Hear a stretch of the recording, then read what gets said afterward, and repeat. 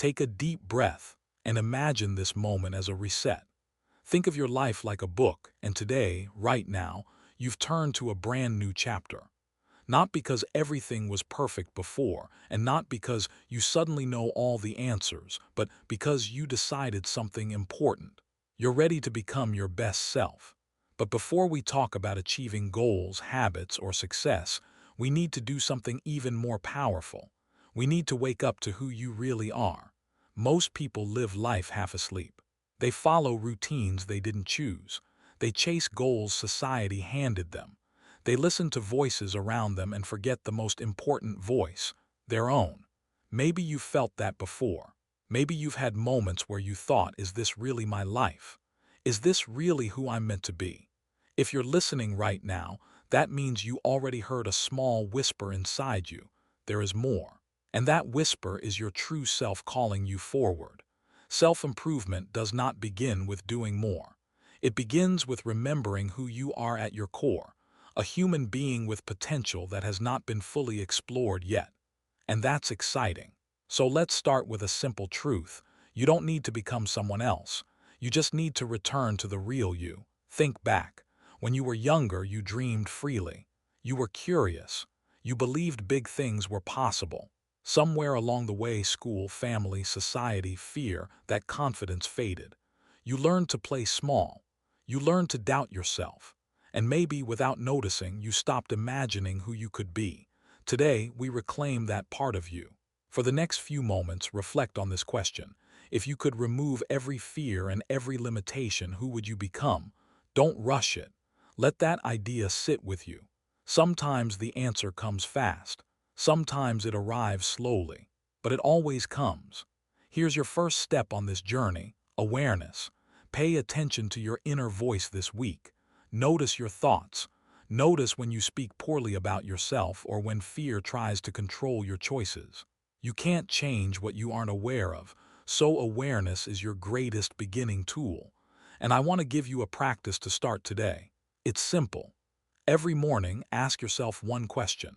How can I show up as my best self today? Not forever, not for life, just for today, one day at a time. Great lives are built one choice at a time, one day at a time. You're not chasing perfection, you're choosing growth. Before we go to the next chapter, hold on to this thought. Your best self isn't somewhere far away. It's already inside you, waiting for you to wake up and claim it. Take a breath. You're beginning a powerful journey. And this moment, this exact moment, is your first step. Becoming your best self isn't about sudden transformation. It isn't about waking up one morning and feeling unstoppable. No. It starts with something more simple, more human, and deeply powerful: trusting yourself again. Let's be honest for a moment. How many times have you promised yourself something, and then broken that promise? I'll start tomorrow. I'll wake up early this time. I won't let fear control me again. I'll stick to my goals. We've all been there. When you break promises to others, trust fades. When you break promises to yourself, something even more painful happens. You begin to doubt your own word, and doubt is heavy. It slows your growth. It quietly whispers, you don't finish things, you don't follow through. Why even try? But here's the truth society rarely teaches. Self-trust is a skill, and like any skill, you can rebuild it. You don't need huge promises. You don't need dramatic commitments. You only need one thing: small wins repeated consistently. Think of self-trust like a muscle. Every tiny promise kept makes you stronger. So let's start simple. Right after this chapter, choose one promise for today. Just one. Something small enough that you can do easily, but meaningful enough to feel proud of. Maybe it's drinking a glass of water when you wake up. Maybe it's making your bed. Maybe it's stepping outside for 5 minutes of fresh air. Maybe it's writing one line in a journal. Whatever you choose, keep it. Do it because you said you would. That's the key. Not the action itself, but the message it sends. I can rely on me. Here's the formula. Small action, completed promise, right arrow, restored trust, right arrow, confidence grows. You don't build confidence by shouting affirmations or pretending to be fearless. You build it by proving to yourself day after day that your word matters. Think about the people you admire. They weren't born disciplined. They weren't born confident, they trained themselves. They stacked tiny wins until one day, their inner voice changed from doubt to belief. And your inner voice can change too. When you keep a promise to yourself, your mind learns something powerful. I am someone who follows through. Say it quietly in your head right now. Let it land. I follow through. This chapter gives you just one mission. Pick one small promise today and honor it. Not to impress others, not for perfection, but because you're rebuilding the most important relationship you have, the one with yourself. And remember this, you don't need dramatic change. You just need daily proof that you can trust who you are becoming. You are learning to believe in yourself again, one promise at a time. And that truly is where greatness begins. Let me ask you something simple but powerful. If someone spoke to you the way you sometimes speak to yourself, would you consider them a friend or an enemy? For most people, the answer is painful. Because somewhere along the way, we learned how to doubt ourselves, criticize ourselves, and judge ourselves more than anyone else ever could. And that inner voice, that constant whisper, it shapes your life more than any outside opinion ever will. You see, your inner dialogue is the control center of your life. Before you act, you think. Before you build, you imagine. Before you quit, you doubt. Everything starts inside. Now, some people try to fix their life by changing their environment, their job, their habits, and yes, those things matter. But none of them will work if the voice inside you keeps saying, "You can't. You're not enough. You always fail." So today, we change the voice, not by forcing positivity, not by pretending everything is perfect, but by choosing a different tone, a kinder tone, and building a new internal language that supports your growth. Think about it like training a new inner coach. Right now, most people have an inner critic, but your best self needs an inner guide, one that pushes you forward, not down. Here's a simple exercise you can start today. When your mind says, "I can't," answer with, "I will try." When it says, "I always mess up," answer with, "I am learning." When it says, "I'm not good enough," answer with, "I am growing every day." Notice something important: we are not denying struggle. We are not pretending. We are replacing self-attack with self-support. Big difference. Another technique that works beautifully for audio listeners: name your negative voice. Yes, give it a name. Why? Because once you name it, you separate it from your identity. You might say, "Oh, that's just doubting Dan again," or "That's fearful Fariha talking." Suddenly, the voice isn't you. It's just an old habit, and habits can be changed. Here's your daily practice for this chapter. Every time you catch a negative thought today, pause. Don't fight it. Don't judge it. Just respond calmly with a better sentence, a supportive sentence. Over time, your brain learns a new pattern, and your inner voice becomes your greatest strength. Remember this truth: you don't rise by attacking yourself. You rise by believing in who you can become. Talk to yourself the way you would talk to someone you love and believe in, because you deserve that, and your future self is listening. And as we move forward, carry this thought: your mind is your home. Make it a place where your dreams feel welcome. Let's talk about one of the biggest secrets to becoming your best self, a secret that seems simple, but it changes everything. And that secret is this: your life doesn't change in a day. It changes in the small things you do every day.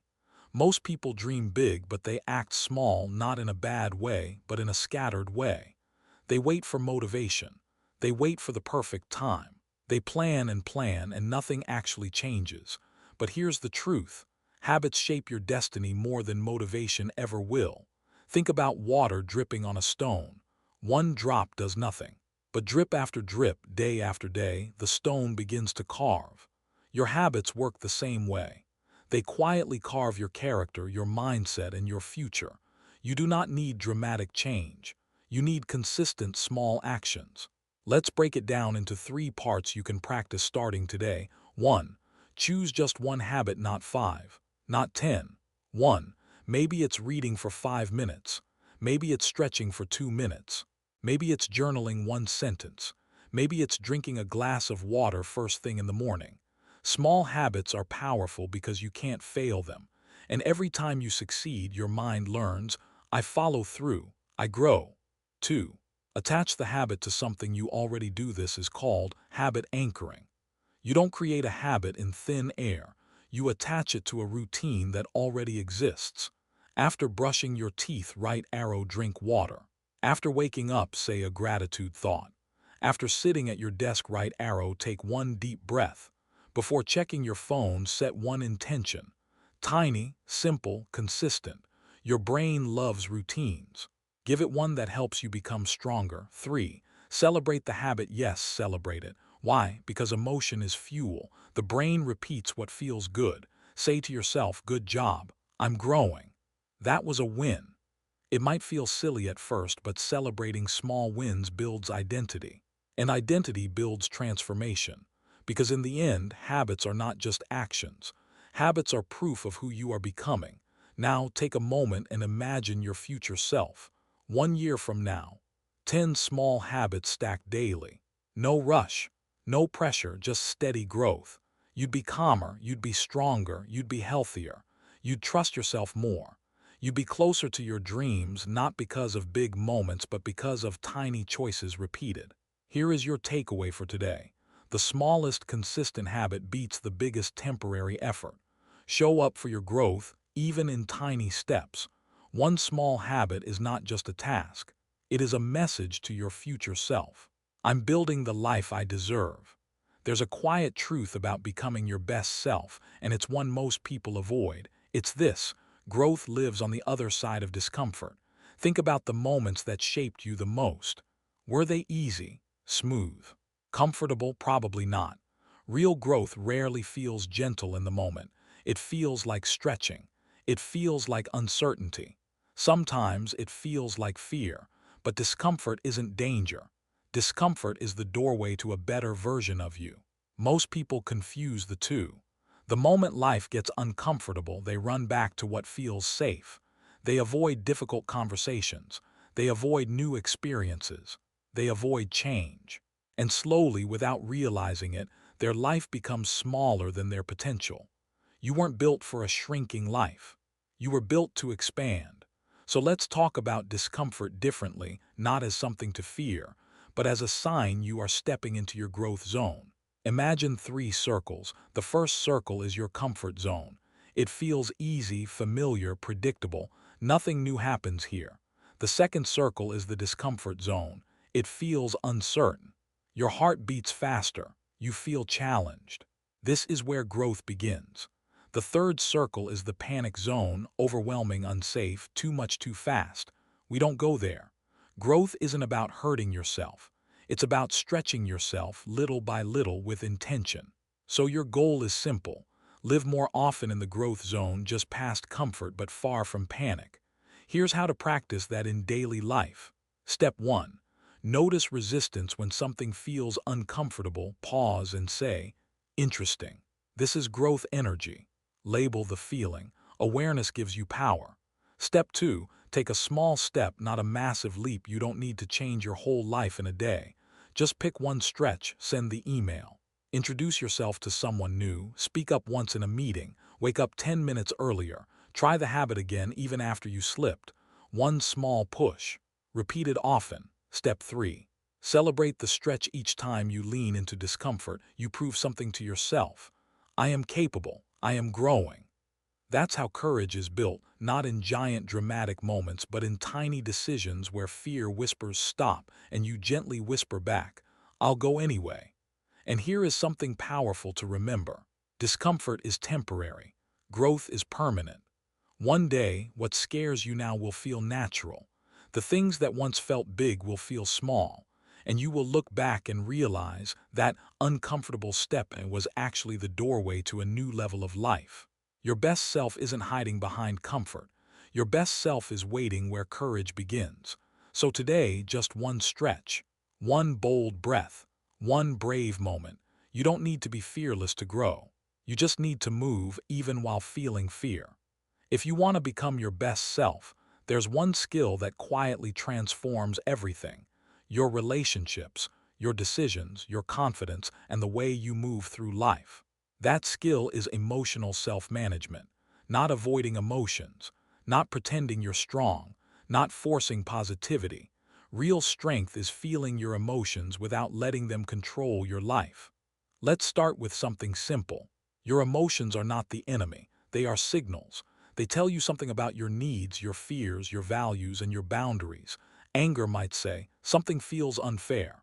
Sadness might say, I'm hurting or losing something important. Anxiety might say, I feel uncertain or unprepared. Emotion is information, not weakness. The problem isn't feeling emotions. The problem is when emotions run your life instead of guiding it. So today, we learn to lead our emotions like a wise captain steering a ship through waves, not by ignoring the waves, but by mastering them. Here's a simple three-step practice that works beautifully in real life. Step 1. Pause and name the emotion when a strong feeling rises. Don't fight it. Don't judge it, just name it. Say in your mind, I feel frustrated. I feel anxious. I feel sad. I feel excited. This instantly creates space between you and the feeling. When you can name it, you don't become it. You observe it. That's emotional maturity. Step 2. Breathe before you act. A calm breath is like hitting the reset button on your nervous system. Try this. Inhale for 4 seconds. Hold for 2. Exhale for 6. This signals your brain, I am safe, I am in control. Reaction comes from tension. Response comes from breathing. Step 3. Choose the next best step. Don't try to fix your whole life in one moment. Just choose one helpful action. If angry, step away, ground yourself, then speak. If anxious, organize one small task. If sad, rest or talk to someone you trust. If overwhelmed, write down your thoughts, then do one thing at a time. Every emotion becomes easier when you respond, not react. Remember this truth. Your ability to manage emotions shapes your future more than almost anything else. People follow emotional leaders. Relationships grow with emotional awareness. Success stays with those who stay calm under pressure, and peace comes to those who understand themselves deeply. You don't need to be emotionless to be strong. You simply need to be present, patient, and aware. Here's your takeaway for today. Feel the emotion. Name it. Breathe. Respond. You are not your anger. You are not your fear. You are not your sadness. You are the one who notices it, learns from it, and chooses what happens next. And that choice is power. Life isn't always smooth. You already know that. We all face setbacks, disappointments, and unexpected challenges. But here's the truth that separates those who grow from those who stay stuck. Your strength is not measured by what goes right in your life, but by how you rise when things go wrong. Resilience is not about being unaffected by life. It's about becoming unbreakable through life. Think about a tree in the wind. A weak tree snaps when the storm comes. A strong tree bends, sways, adapts, and when the storm ends, it is still standing. That's resilience. It's not rigid strength. It's flexible strength. And the good news, resilience isn't something you're born with. It's something you build, one challenge at a time, one breath at a time. Let's explore 3 mindful ways to build it. 1. Reframe challenges as training. When life gets hard, instead of saying, "Why is this happening to me?" Try saying, "What is this teaching me?" Suddenly, challenges stop feeling like punishment and start becoming practice. Every stress builds emotional muscle. Every setback strengthens patience. Every disappointment sharpens clarity. Growth doesn't always look like progress. Sometimes it looks like struggle, and that's okay. 2. Focus on what you can control. Most stress comes from trying to change things outside our influence. People, circumstances, timing, outcomes. But real power comes from controlling what's inside you. Your attitude, your response, your effort, your habits, your mindset. When you focus on what you can control, you stop feeling powerless and start feeling powerful. Even in hard moments, there's always one thing you can control: your next step. It might be small, but it matters. 3. Practice pause. Don't quit. Everyone has moments of exhaustion. Everyone has days when motivation disappears. The difference between those who succeed and those who give up is simple. Strong people rest. Weak people quit. If you're tired, pause. If you're overwhelmed, breathe. If you're discouraged, step back briefly. But don't abandon your path.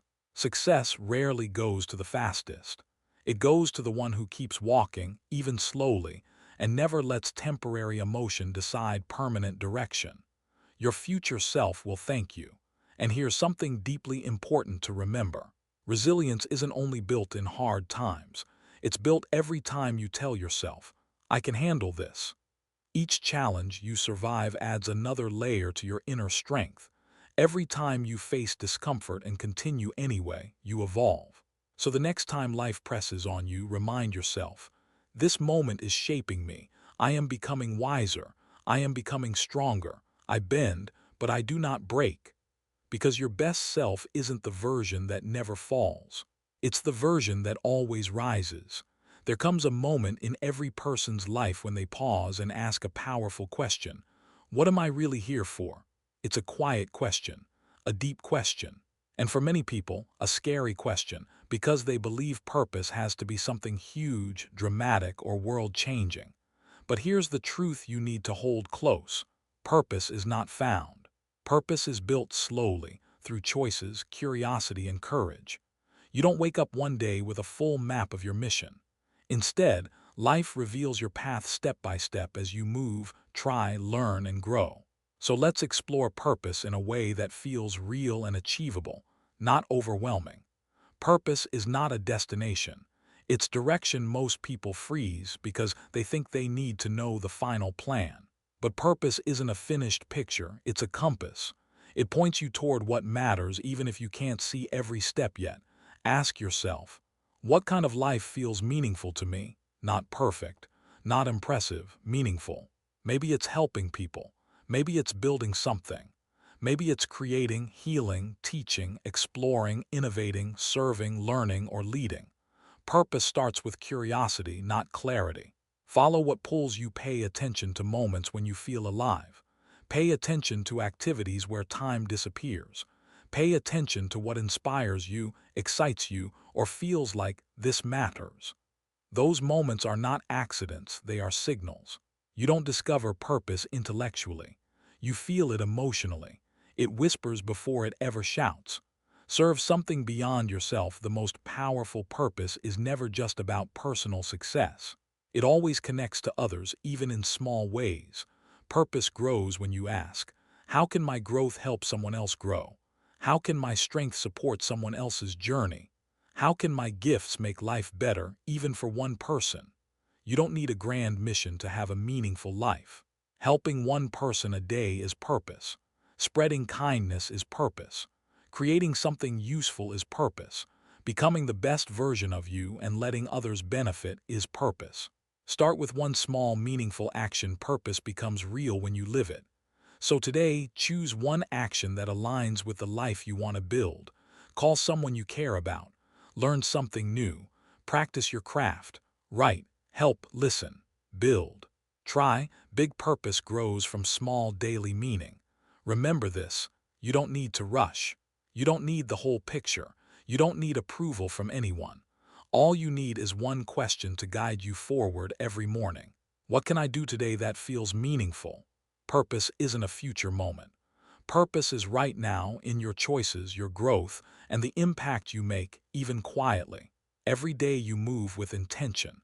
You are living your purpose already. Becoming your best self isn't just about what you build within. It's also about who you allow around you. Your environment shapes you more than you realize. Not just the places you go, but the people you connect with, listen to, and trust. Think about this. Some people walk into your life and bring clarity, courage, and peace. Others bring doubt, drama, and noise. Energy is contagious. So the question is, what energy are you absorbing daily? Let's explore how to protect your energy and choose a circle that supports your growth. 1.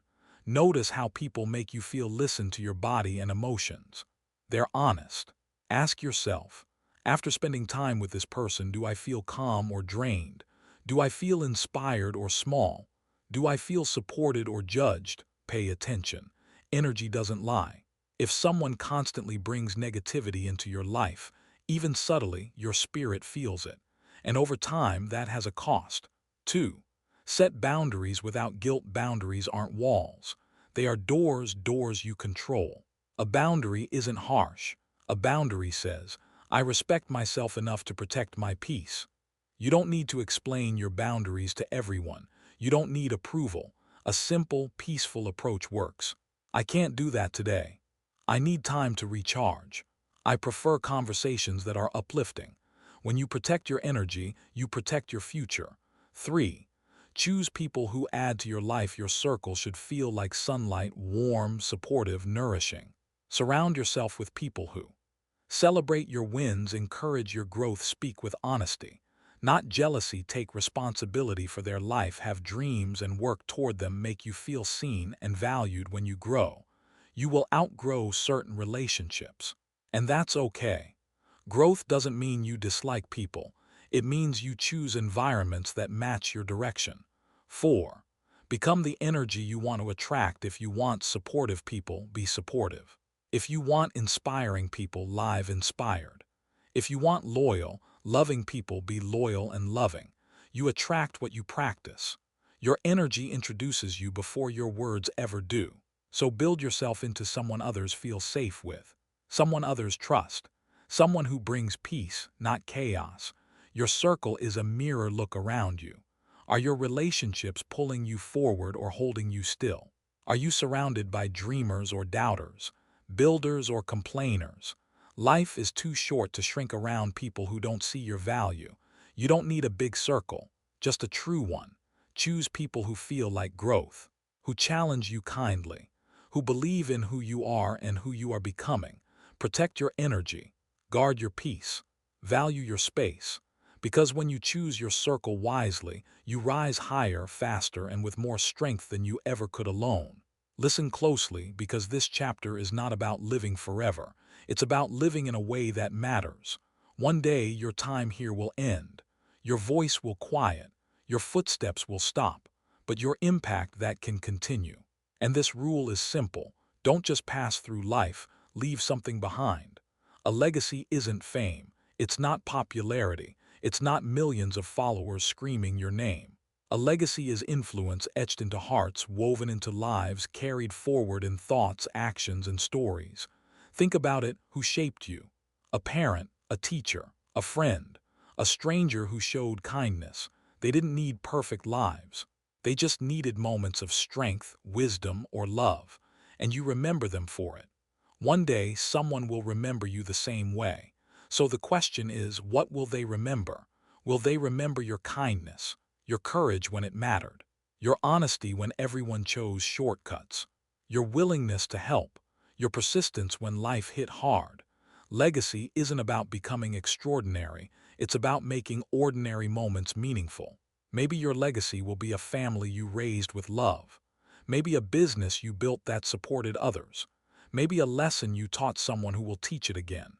Maybe a book, a video, a message, a smile. Everything counts. Understand this. Every action you take writes a line in your life story. Every habit, every choice, every sacrifice, it builds your legacy quietly, patiently, piece by piece. You don't need to be perfect. You just need to be intentional. When you wake up, ask, what good can I add today? When you speak, ask, will my words lift someone or break them? When you work, ask, does this push me toward the person I want to be remembered as? Sometimes legacy means doing what's hard now so life becomes easier later, not just for you, but for everyone who follows your footsteps. And remember, legacy isn't built at the end of life. It's built every day, quietly, in your decisions, in your discipline, in the way you show up, even when no one's watching. One day, someone will tell your story. Make it a story worth telling. Make it strong. Make it honest. Make it bold. Because as long as your impact lives, you never truly leave. Your life is your message. Write it well.